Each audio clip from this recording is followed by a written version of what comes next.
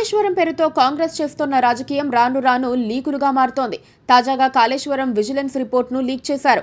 Medigadda barrage కుంగుబాటుకు వీరితో పాటు నిర్మాణ సంస్థ ఎల్ఎన్టీ కూడా కారణమని పేర్కొంటూ దానిపైన కఠిన చర్యలకు విజిలెన్స్ కమిషన్ సిఫారసు చేసింది.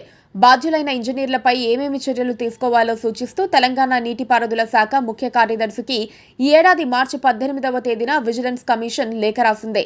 స్ట్రిక్ట్ లీ కాన్ఫిడెన్షియల్ పేరుతో పంపించిన ఈ లేఖ లీక్ కావటంతో ఉద్దేశపూర్వకంగా చేశారని స్పష్టమవుతోంది. Vigilance and enforcement director general పంపించిన వివరాలను పరిగణలోకి తీసుకున్నట్లు తెలంగాణ విజిలెన్స్ కమిషన్ పేర్కొంది. మేడిగడ్డ బరాజ్తో పాటు అన్నారం, సుందిళ్ల సిపేజీపై విచారణ జరిపిన vigilance and enforcement director general మార్చి మొదటి వారంలో ప్రభుత్వానికి, నీటిపారుదల శాఖ ముఖ్య కార్యదర్శికి పలు సిఫారసులతో నివేదిక అందజేశారు. ప్రాజెక్టు నిర్మాణంతో పాటు నాణ్యత, డిజైన్, ఆపరేషన్ అండ్ మెయింటెనెన్స్ తదితర అంశాలపై లోతుగా విచారణ నిర్వహించి నిజ నిర్ధారణ చేసి వాటిలో సదరు ఇంజనీర్లు, నిర్మాణ సంస్థ విఫలమైనట్లు వెల్లడించింది. తదుపరి చర్యల కోసం నీటిపారుదల శాఖ తెలంగాణ విజిలెన్స్ కమిషన్ కు పంపించింది. కొందరిపై క్రిమినల్ కేసులతో పాటు జరిమానాలు కూడా విధించాలని ప్రతిపాదించింది. ప్రభుత్వ నిధుల వ్యయంలో దుర్వినియోగానికి పాల్పడిన వారిపై డ్యామ్ సేఫ్టీ యాక్ట్ 2021 ప్రకారం వెంటనే కేసులు పెట్టాలని పేర్కొంది. అదేవిధంగా 33 మంది ఇంజనీర్ల బాధ్యత రాహిత్యంపై భారీగా అపరాధ రుసుం విధించాలని స్పష్టం చేసింది.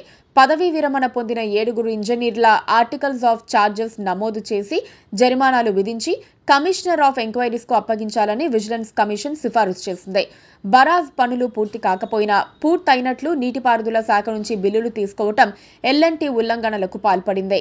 మేడిగడ్డ బరాజ్లో 7వ నెంబర్ బ్లాకు కుంగుబాటు జరిగినందున మరమ్మత్తు వ్యయాన్ని కాంట్రాక్ట్ ఏజెన్సీ నుంచి రికవరీ చేయాలి. మేడిగడ్డ బరాజ్ కుంగుబాటు నిర్లక్ష్యం ప్రదర్శించిన 17 మంది ఇంజనీరింగ్ అధికారులపై క్రిమినల్ చర్యలు తీసుకోవాలని, 33 మంది ఇంజనీరింగ్ అధికారులపై పెనాల్టీలు వేయాలని, 7 రిటైర్డ్ ఇంజనీర్లపై పెన్షన్ రికవరీ చేయాలని పేర్కొంది.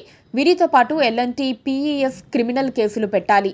విజిలెన్స్ నివేదికలో పలువురు ఈఎన్సీలు, సిఈలు, ఎస్సీల పేర్లతో పాటు మాజీ అధికారులున్నారు. కాళేశ్వరంపై జస్టిస్ పీసీ ఘోష్ కమిషన్ వేరు, విజిలెన్స్ రిపోర్టు వేరు.